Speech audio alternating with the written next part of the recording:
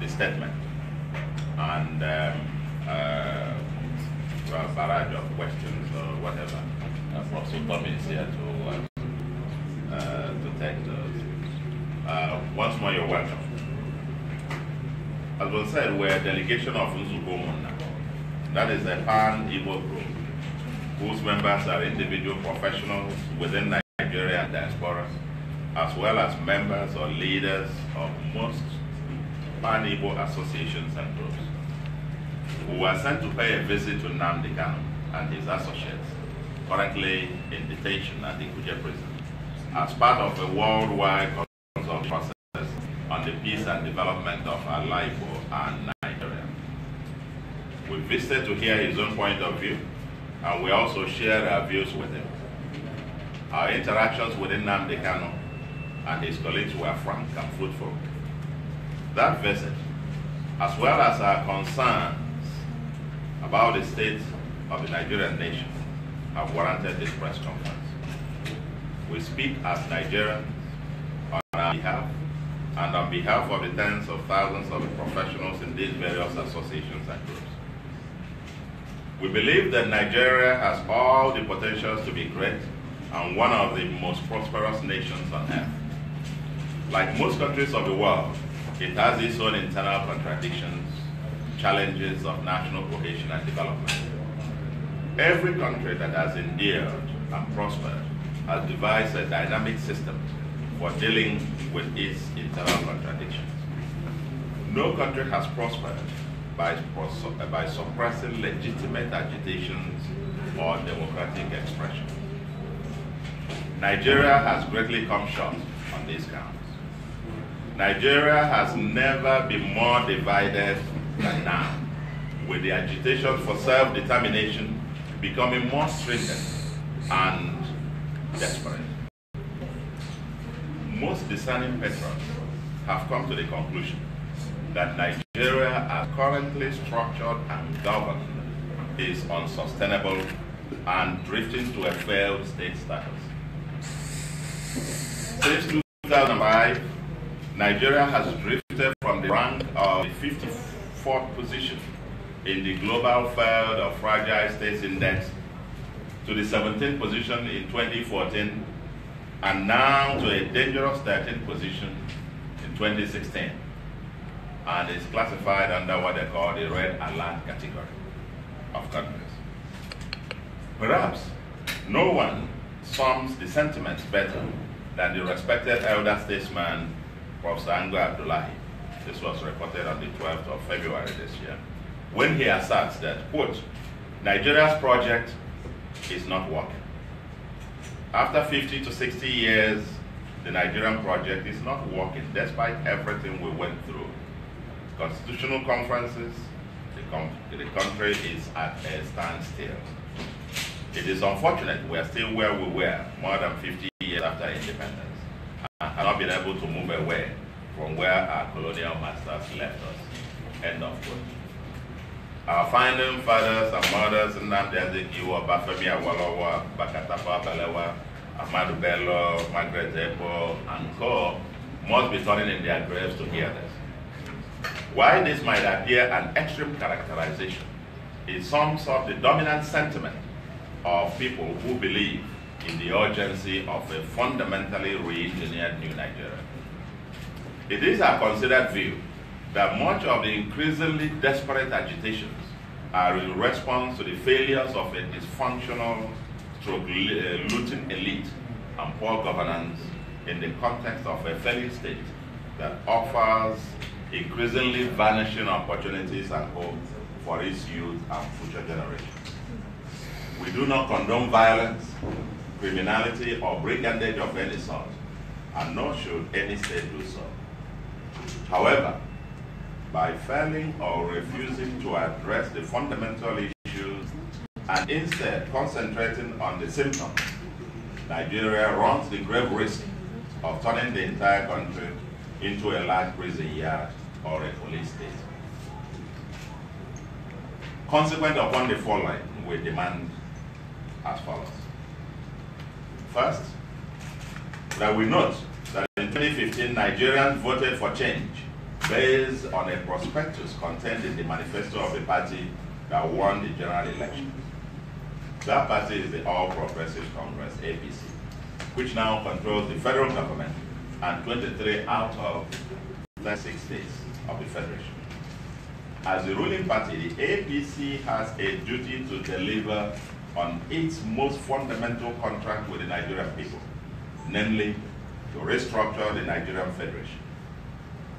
I may refer you to the APC manifesto, and I quote, it says, as progressives, we believe that Nigeria is greater than any individual or the sum of our federative units. Therefore, the country can always succeed when all of us have equal rights, where no one is above the law, where the culture of impunity is abolished, and where there is a level playing field. As a change agent, APC intends to cleanse our closet to halt the dangerous drift of Nigeria to a failed state, with a conscious plan for post-oil economy in Nigeria. To achieve this laudable program, APC government shall restructure the country, devolve power to the units with the best practices of federalism, and eliminate unintended paralysis of the center. End of quote. This is APC manifesto. So far, APC seems to have abandoned its cardinal contract with Nigeria. It is commendable that it is fighting corruption, fighting Boko Haram, and grappling with a deteriorating economy. However, it is our considered view that without dealing with several of the foundational issues of the Nigerian state in a post-oil economy, much of its efforts will, in the end, amount to tinkering at the edges. The current constitution of Nigeria was designed to consume the oil rents, and the system designed for consumption cannot suddenly become efficient for production in a post-oil world. But the task of rescuing and rebuilding a new Nigeria must be a multi-partisan and all-inclusive effort. There seems to be a national consensus that the current system cannot endure. The APC, PDP, APGA, and other political parties, as well as all non-partisan actors and statesmen, must come together to save Nigeria. We are in a state of emergency at all levels. The National Council of States needs to be convened urgently, and our legislative houses at the national and state assemblies should wake up to the new realities of Nigeria. If the only thing the current administration succeeds in doing is to re-engineer a new Nigeria, agreed to by its constituent parts and citizens, it will have bettered a new country for the 21st century. Second, we know that the preoccupation with where the next president of Nigeria will come from is an unnecessary distraction from the crisis at the moment and the urgency of erecting enduring pillars for a peaceful and prosperous country. We demand for a fairer and equitable system where it will no longer matter where the president or officers come from. We want a country where there are growing opportunities for our youth, for the youths, and future generations to live in peace and prosper. The next, we demand for the urgent release of Nnamdi Kanu, his colleagues, and all prisoners of conscience as part of the process of the search for national cohesion and building a new Nigeria. There is a legitimate debate among Nigerians on the Biafra question. And there are indeed many Igbos who, like many other Nigerians, may not agree with Nnamdi Kanu's objectives or means. But it needs to be stated, however, that no citizen of Nigeria deserves the kind of treatment that is meted to Nnamdi Kanu and his colleagues. Government has declined to obey the orders of properly constituted courts in Nigeria for his release. Nnamdi Kanu is not above the law, but nor should he be put beneath it. A situation where the state refuses to obey clear and legitimate court orders for his release and even one of them outrightly ordered for his unconditional release. There is absolutely no reason in a country with a rule of law that he should have been held an hour later than those court orders or even rulings of the court that he should be released unconditionally. Why is Nnamdi Kanu's case an exception?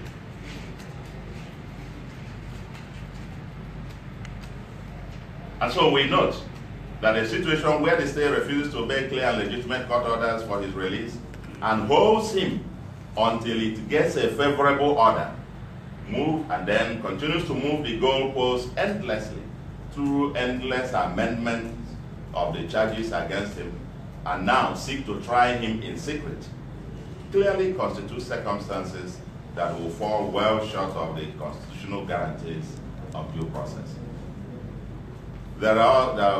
This also will raise questions about our country's adherence to human rights, the rule of law, and transparent judicial process. We worry there is now a clear design to place Nnamdi Kanu and his group beneath the law and basic constitutional guarantees in the country and the basic constitutional guarantees of due process. Without rule of law, no sustainable economic progress can happen. The charge of treasonable felony, which is now levied against Nnamdi Kanu, has previously been used against Joseph Taka and Obafemi Awolowo. His trial reminds us of the travails of these historic figures in our country, and indeed of the more recent military-era treason trial of President Obasanjo. Not many people now believe that Nnamdi Kanu and his colleagues can receive a fair trial based on the law. Most people, most patriotic Nigerians, do not believe that Nnamdi Kanu can now receive fair trial strictly on the law, because the laws that happen is gone through the court processes, one court order, one outright release, unconditional release, and the Nigerian state refused. And you keep holding him until you get a favorable court order. I'm sorry. It is our view that the current circumstance makes Nnamdi Kanu and his colleagues political prisoners, our prisoners of conscience. They're no longer, it's not about crime, it's not about anything, because we're no longer following the rule of law. At various times in Nigeria's history, it became expedient to release such prisoners. For example, Obafemi Awolowo, Yakubu Gowon, Odumegwu Ojukwu, as well as President Obasanjo, as part of national reconciliation and nation building. Nigeria is currently a country at war with itself. Just like Nigeria wisely dealt with a potentially explosive political Sharia, unquote, a few years ago, a time like this calls for a lot of wisdom and compromise in the interest of a larger picture. Our considered view is that for taking extraordinary steps to draw international attention to Nigeria's failing state and the urgency of action, Nnamdi Kanu and his colleagues deserve to be engaged seriously and not to be held interminably as political detainees. We demand that the right to freedom of association, assembly, peaceful protest, and expression must be accessible to all citizens of Nigeria and as guaranteed by Nigeria's constitution. Trying to criminalize anyone who talks about self-determination or attempts to use brute force to maim and kill innocent protesters in a democracy is a strategy for a time that we no longer live in. This is 2017, and Nigeria is supposed to be a democracy. More than 200 years after 11 states in the US filed their secession bid, their Confederate flag still flies in several of these states still today in America, even on government buildings. Since 2012, no less than 23 US states and had thousands of their citizens sign petitions to secede from the US. Currently, the state of California is still pressing for Calexit. There were protests all over the US following the election of Donald Trump. Similar examples can be cited in many democracies, but no one is killed, brutalized, or incarcerated by the state. The next, we say that as a people, we believe that our country is big enough for diverse voices to be heard, in the confidence that these voices in their respective ways seek to correct our imperfections, to have a stake in constructing a more perfect union. We convey our thanks to the federal government for reaffirming recently that citizens, and I will even add also that the Vice President, Professor Simbajo, added his weighty voice to this as well, that citizens have a right to peaceful protest. And we are happy that protesters were allowed to express themselves in Lagos, Abuja, and other venues recently under police protection. Therefore, and in particular, we condemn the use of disproportionate force and live bullets by law enforcement agencies resulting in killing and maiming of unarmed protesters generally, especially the killing of IPOB and MASOB members under whatever guise, and call on the law enforcement agencies to take steps to ensure that those responsible are held accountable. We equally call on the governors of the states in which these have occurred to exercise their powers under the relevant Commission of Inquiry laws to investigate these killings through appropriate judicial commissions of inquiry. Additionally, we call on the chief judges of the respective states to order coroner's inquiries into these killings as required by the relevant coroner's laws. We affirm our belief that it is better for a democracy that people should express their grievances or agitations peacefully and openly than to force them into more dangerous underground operations. We want to thank you for listening. Thank you very much.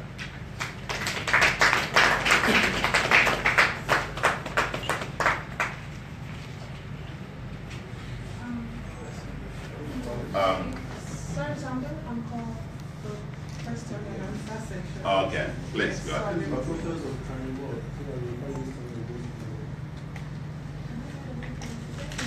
You don't need any mic. Just go. Introduce yourself. Good afternoon. My name is Fred. I report for Sun newspaper. Sun newspaper. I have two questions. First, there are confirmed reports that the federal government is insisting that Nnamdi Kanu renounce Biafra agitation for independent Biafra before they can consider releasing him. So I want to know if in the course of your discussion with Nnamdi Kanu, you're able to secure that commitment that going forward, he would pander towards the dictates of the federal government. That's one. And the second one, we've had judgments from Nigerian courts, even from ECOWAS courts, that have not been obeyed by the federal government. As a group, I don't think we intend to take it forward. Maybe petition, national petitions, state protests, do something out of the ordinary instead of just making the press, having the press conference, then going back to sleep. And to go beyond this, what you tend to do to push your case and draw international attention to what the government. Thank you. Okay, maybe we'll take it in batches, about 2 or 3, and then we'll respond. Okay, my name is Victor Sin. My name is Victor Sin, and I work for Radio Nigeria. I have 2 questions, just like my colleague. Number one, on the first issue, calling for restructuring of the nation. There seems to be a recurring decimal in our nation, where those who are out of power now suddenly realize that there's need for restructuring. Many of you are here in government and did not see the reason to restructure, then on the outside government, you now see the reason. How genuine is your call for restructuring? I know I'm from the South South. Jonathan came on the heels of injustice done to the South South people, but immediately came, everybody in the South South kept quiet. But that's number one. Then number two, on the Nnamdi Kanu question, I want to find out if your group has been able both to establish contact with the federal government to look for a political solution to this problem, because in most cases when it comes to issues like this, political solutions are actually the way out instead of this legal tussle. Thank you. My name is Paul. I write for this daily paper. So my question is a two-pronged approach. One, with the situation in the country, the president is on medical vacation and his vice is not and the acting president. So I want to know categorically, this message, this call for the release of Kanu, is it one squarely directed to the acting president? Then the second aspect is, you talked about IPOD. The defense headquarters and the military establishment has come out to categorically say they were not such cases. There's a conflict between Amnesty International on a report where they said about 200 and something IPOD members have been killed in the course of this protest. I want to know whether you people are able to substantiate the position of the defense headquarters and the other military establishment. Thank you. Thank you. All right, thank you very much. The first question went to, both questions actually go to the same point, which is around the rule of law. The simple position that we take, that Nnamdi Kanu takes, is that the rule of law should prevail. If we're a country under law, then surely the way to resolve an issue that was taken to court is to obey due court process. So I don't think that it's a matter of calling on anybody to revoke anything. These are opinions that citizens hold and that they are free to express, and they have been expressed. I think that what is required is to engage in a dialogue on those opinions so expressed, but not to ask anybody to renounce his opinion. That would amount to intimidation of citizens from expressing their point of view. Now, the second question from Real Nigeria is about restructuring, and a suggestion that restructuring only comes up when people are outside of government. Professor Soludo read out a statement from the manifesto of the APC, and everybody asks a government in power to be accountable to what it says it will do. I think this is a very simple logic. As one who was writing the APC manifesto, by the way, I stand by that position. So it's not only those who are outside of government and those who are in government. It's also not correct to say that under Jonathan, people from the South stopped asking for restructuring. The beginning of what led to the conference was a meeting that a group of us, I was convener, Tony Oranta was executive secretary, calling for this process that led to it. So it's not correct to say that from the South did not ask for restructuring once Jonathan got into office. Are we looking for a political solution? Always what is superior is a political solution. People must talk, and that's why the process, the institutions for free speech must be upheld. It is through engagement in that kind of dialogue that we find solutions that are optimal, best for the interest of all, that serve the common good of all. And the third question from Paul Obi was about, is this, now that the president of medical vacation, we have institutions. We have the federal government of Nigeria. Appropriate authorities have been handed over. So our position is not directed at individuals, it's directed at the federal government of Nigeria. So I think that we can say that we will pursue this in all appropriate ways. Now, about the position of the military establishment versus the Amnesty International, one of the points that was raised in the statement read by Professor Soludo essentially calls for commissions of inquiry. And those commissions of inquiry, when they are set up, people will come and give testimony, provide evidence. And the white paper that will come out of this should then determine how we go forward. We'll know then who is telling the truth, because evidence is abundant and will be presented as such commissions of inquiry. Sorry, sir. The second leg of my question, will you respond to this? Oh, which is the... Oh, where do we go from here? Yes. Oh, we're going to stay consistent. We are consulting, and this is a global level consulting. And we're continuing this process. We'll keep engaging all of the important stakeholders, and will ensure that we get to the table and sort things out. But this is not a one press conference thing.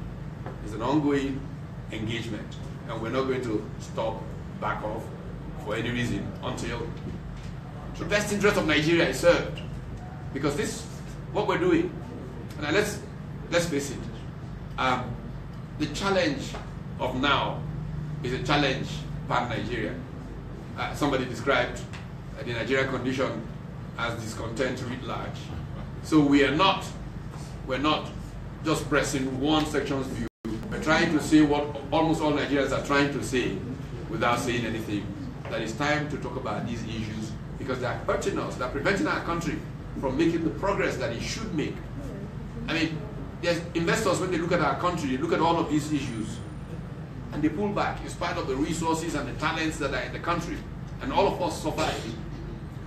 And so we must do something. It's a duty for all citizens now, not for a group or the other. For Wall Street Journal. okay. If, first of all, I just want to know when this association was settled. 1. 2. If Nnamdi Kanu is not released, what will you do? 3.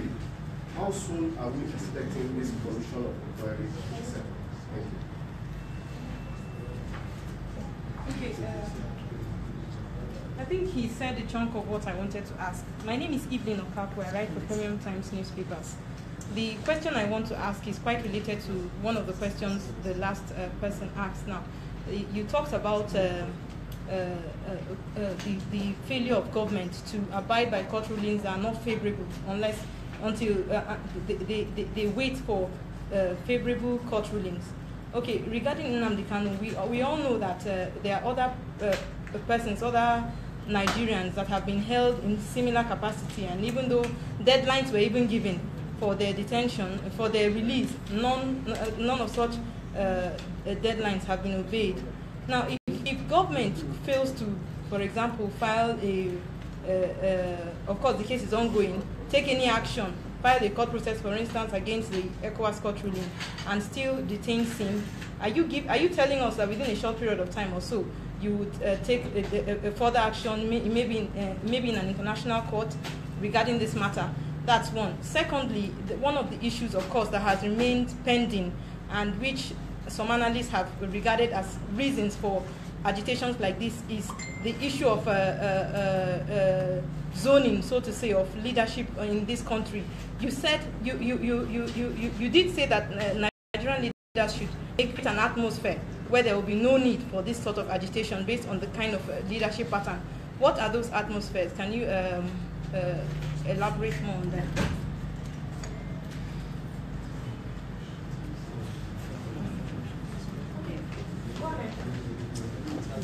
My name is Joshua Long.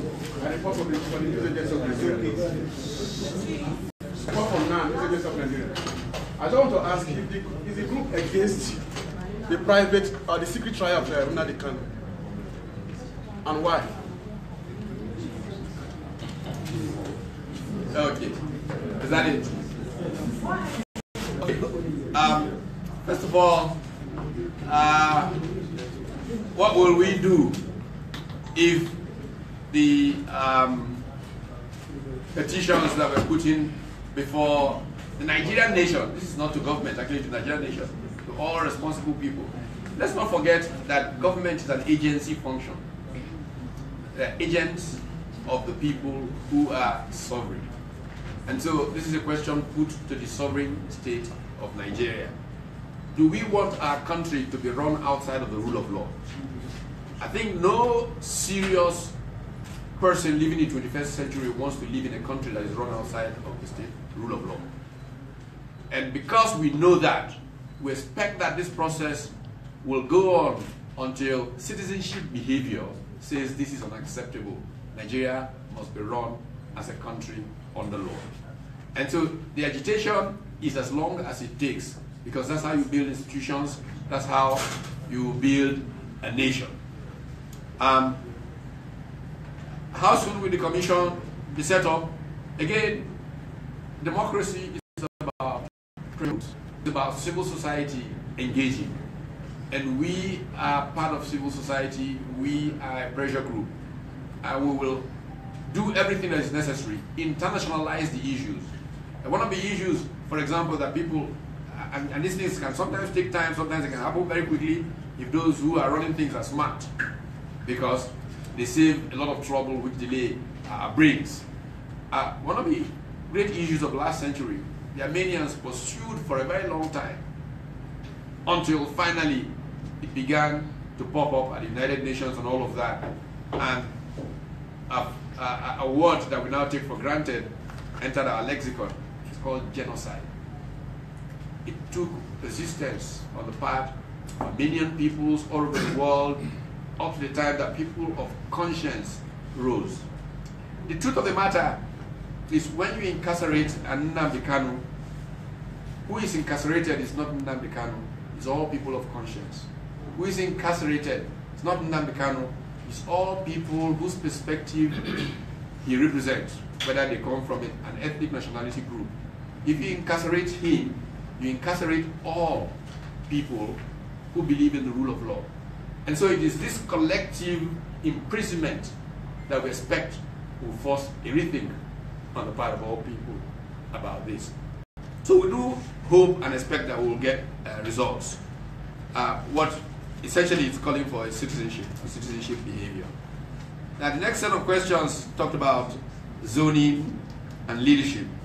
I think that one of the challenges of Nigeria, one of the problems of Nigeria, is that we often reduce our problems to who got what position. And it came out in the statement made here. It is not about whose turn this is up. And this is why we have often worried about the choices we made as a result of these things. What we are asking is that we have institutions that work, that all citizens get a fair shake under law in the country, and that the process, the political process, enable us, ensure that we have this kind of society that can be legitimately or genuinely called a democracy. So it is not about what part, what turn. That doesn't make it happen. In fact, if there's a big myth, is that your people being in power necessarily improves your lot.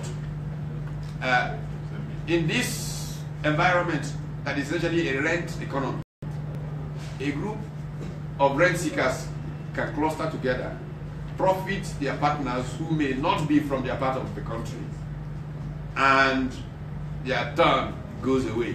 And in fact, I can give you an example from Malaysia about that, but we can go on and on, But the point is, we're looking at genuine reform of the Nigerian state and civic engagement in public life. The next question here, I think it's really secret trial.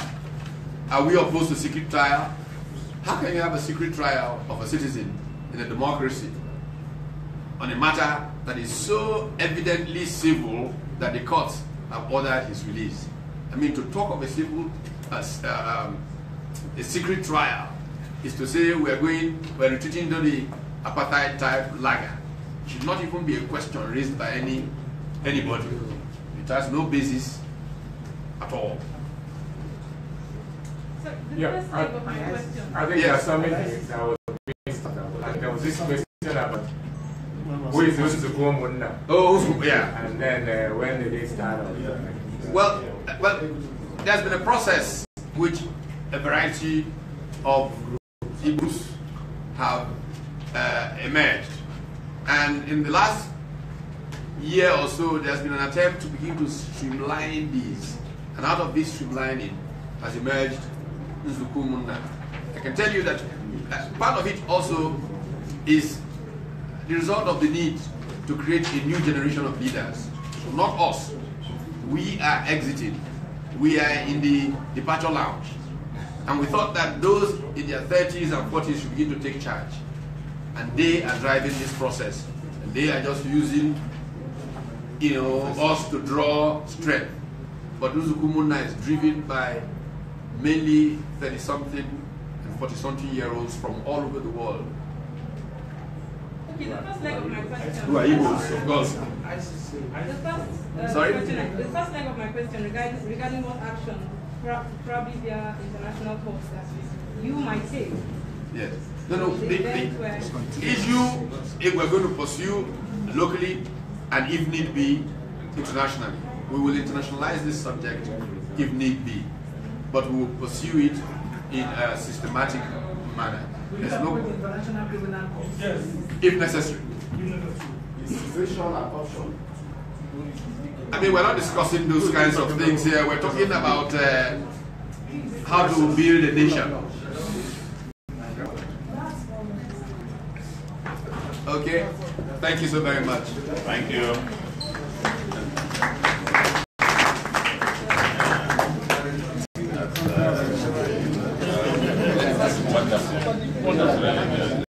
Fantastic.